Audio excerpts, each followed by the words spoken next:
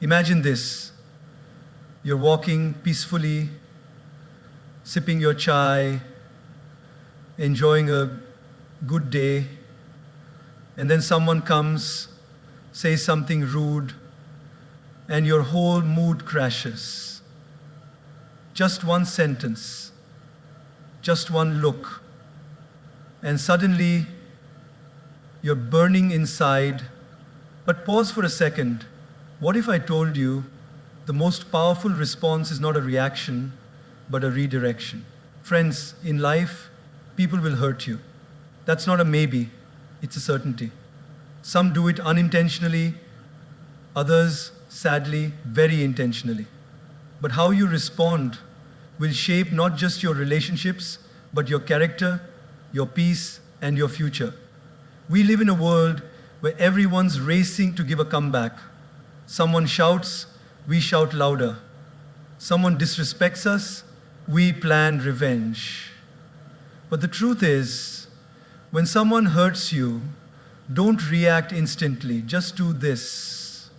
Pause, breathe, and respond consciously. Let me share a little story. A monk once asked his teacher, "How do I know when I've truly grown in wisdom?" The teacher smiled and said, "When someone insults you and you don't feel the need to prove them wrong." Wow, that hit me. Because isn't that what maturity really is? It's not about how sharp your tongue is. It's about how still your heart remains when chaos surrounds you. Life will give you many opportunities to react. But the wise ones, they learn to respond. So next time someone hurts you, before you react, take a pause, breathe, observe, and choose your response. You're not just preserving your peace, you're building your power. Let them throw words, you throw wisdom. Let them bring chaos, you bring calm. Let them try to shake you, you stand still like a mountain. Because when you master your reaction, you master your life. In a world where everything moves fast, messages flying in, tweets flying out, we've gotten used to instant responses. Someone criticizes us, we reply in seconds. Someone hurts our feelings, we send that angry message back. It's like life has become a tennis match. You hit, I hit back harder. But in this rush to react, we often forget to reflect. Think about this. Have you ever sent a text in anger only to regret it 5 minutes later? Or shouted at someone during a fight and felt guilty for days? That's the cost of reacting. Reaction is immediate, it's emotional, it's raw, but more often than that, it's reckless. Reflecting, on the other hand, is where wisdom lies. There's a story of a man who was walking in the forest and got bit by a snake. He screamed in pain, but instead of seeking help or treatment, he chased after the snake in anger, determined to punish it. He ran deeper and deeper into the forest, losing his way, getting more injured, more exhausted, until he collapsed. Now the question is, did the snake cause his downfall? Or was it his reaction to the snake? That's how many of us live. Someone says something to us, a rude comment, a sarcastic jab, or just a look, and we chase after the pain with our reaction. We carry it with us all day, sometimes all week. We go home and tell everyone how hurt we are. We post about it. We replay it in our mind like a movie stuck on loop. But what if instead we just paused and reflected? Imagine someone honks at you aggressively while driving. Now, one option is to scream back, speed up, and let road rage take over. But what does that lead to? Stress, anxiety, maybe even a dangerous accident.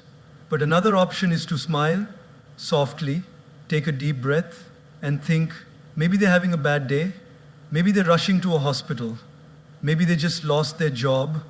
You don't know their story, but you know yours. And your story is too precious to be ruined by a moment of someone else's instability. Reflection gives you space to see beyond the moment. It allows you to observe your emotions without becoming a prisoner of them. It's like the difference between a spark and a wildfire. The spark is the moment someone says something hurtful. But the wildfire, that's what you create when you pour your reaction onto it. Gaur Gopal Das often reminds us our emotions are like guests. They come and go. But if we react immediately, we become permanent hosts to temporary visitors. When we reflect, we let those emotions pass without giving them the keys to our peace. Let's take a real-life example. Suppose you're at work. You've worked hard on a project for weeks. You finally present it in a meeting, and instead of praise, your boss picks on small errors in front of everyone. Your face flushes, your ego burns, the urge to defend yourself kicks in. But in that moment, if you react, if you argue or walk out, you lose more than the argument. You lose trust, you lose your cool, and maybe even your credibility. But if you pause and reflect, something magical happens. You might realize your boss was under pressure, or that the feedback, though harsh, can help you improve. You might decide to have a calm conversation later, rather than create drama now. That's the power of reflection. It gives you control over the moment instead of being controlled by it. Children react, adults respond. The difference? Reflection. When someone hurts you, try this. Step away for a moment. Go for a walk. Write down what you're feeling. Talk to a friend you trust. Give yourself a few hours or even a day before responding. You'll be amazed how differently you see things once the emotional fog has cleared. Your dignity, your peace, your happiness, none of these should be sacrificed just because someone else lost control of their behavior. When you react, you mirror their behavior. But when you reflect, you rise above it. Every time you resist the urge to react, you're training your mind to operate from wisdom, not wounds. And this training, over time, makes you unshakable. So next time someone hurts you, don't reach for your phone, don't raise your voice, don't sharpen your tongue. Just take a breath, close your eyes, and reflect. Because true power lies not in how consciously you choose to.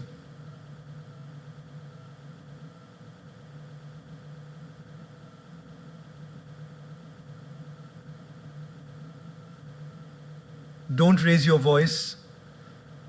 Don't sharpen your tongue. Just take a breath, close your eyes, and reflect. Because true power lies not in how quickly you react to everything, but in how you first take a deep breath. There is a simple wisdom in something we all do every second of our life: breathe. Yet, in moments of stress, anger, or hurt, we forget to do just that. We forget to breathe before we speak. And because of that, we often say things we don't mean, act in ways we later regret, and damage relationships that matter to us. Think about this for a moment.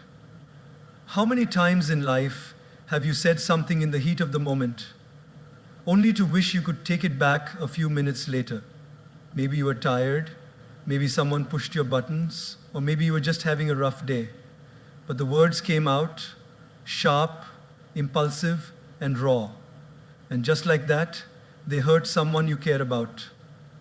That's the power of words, spoken without breathing, without thinking. Breathing before speaking is not just about inhaling air. It's about creating space between the trigger and the response. That one breath becomes the difference between reacting from emotion and responding with intention. There's a beautiful story often shared in spiritual circles. A man came to the Buddha, angry and frustrated. He insulted the Buddha with harsh words, trying to provoke a reaction. But the Buddha sat still, calm and silent. After some time, the man asked, "Why don't you respond?" The Buddha gently replied, "If someone offers you a gift and you do not accept it, to whom does the gift belong?" The man replied, "To the one who offered it." The Buddha smiled and said, "In the same way, I do not accept your anger. It remains with you." Now pause and reflect. How was the Buddha able to stay so calm? The answer lies in that silent gap, that pause, that breath, that moment of stillness gave him the clarity to not take on someone else's negativity. And we can do the same. Let's take an everyday example. Imagine you're in a team meeting. You share an idea you're proud of, something you've worked hard on, and a colleague dismisses it instantly, even ridicules it. You feel the sting of embarrassment, the flush of anger rising up your neck. Every cell in your body wants to snap back to prove them wrong. But instead, you take one deep breath, just one, in through your nose, out through your mouth. In that moment, your heart slows, your mind clears, and instead of reacting with anger, you respond with grace. Thank you for your feedback. Would love to hear more about your perspective. Just like that, you've transformed the energy in the room. You've led with wisdom, not ego. This one breath, this pause, becomes your superpower. You see, when we're emotionally charged, our brain operates from the amygdala, the fight or flight center. It's survival mode. That's why we lash out, shut down, or get defensive. But the moment we breathe consciously, we activate the prefrontal cortex, the rational part of the brain. Suddenly, we're not reacting from fear or anger, we're responding with thought and maturity. Gaur Gopal Das often says, if you can control your breath, you can control your life. And it's true. The breath is the bridge between your mind and your emotions. It's the invisible thread that ties your inner world to your outer actions. Let's take another example. Picture a parent who just got home after a long, exhausting day. The house is a mess, the kids are shouting, and one of them spills juice all over the floor. The parent is at the edge of snapping. But they stop. They close their eyes, take a deep breath, and count to 5.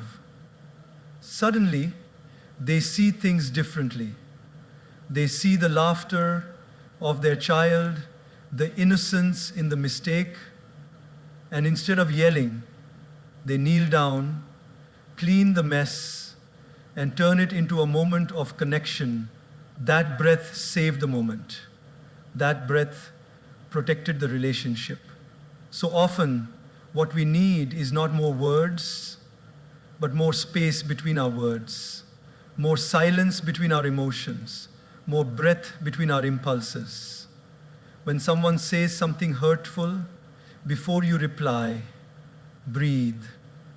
When life doesn't go your way, before you complain, breathe. That breath may seem small, even unnecessary, but in reality, it is everything. It gives you time to choose your tone. It gives you space to think. And most importantly, it gives you the power to stay in control of yourself. Words once spoken cannot be unsaid, but words delayed through breath can be transformed. And often, silence says more than speech ever could. So let breathing become your daily practice. Before that meeting, take a breath. Before that tough conversation, take a breath. Before hitting send on that angry text, pause and breathe. You'll be amazed how much peace and power you find in just a few seconds of stillness. Because those who master their breath, master their emotions. and those who master their emotions master their lives. It's one of those statements that sounds simple, but holds a deep, transformative truth. Hurt people hurt people.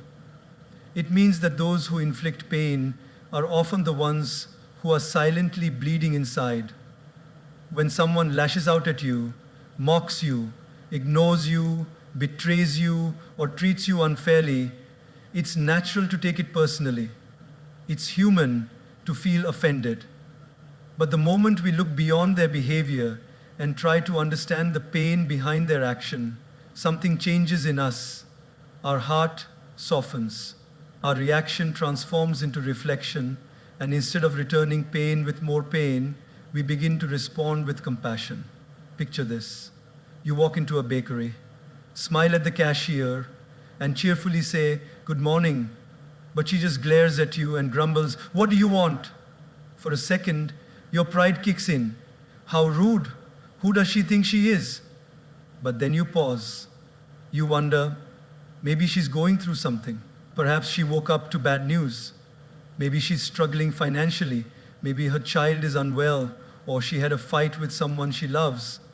You don't know her story, but suddenly your story doesn't have to be affected by hers. So you smile and say, "Rough morning," and you see her eyes soften. That one moment of understanding changed the energy completely. This is what happens when we realize that people often project what they're going through. Many times we walk around wearing invisible wounds. A child who grows up unloved may become a teenager who bullies others in school. A man who has been betrayed may find it hard to trust. A woman who was constantly criticized might speak harshly, not out of strength, but fear.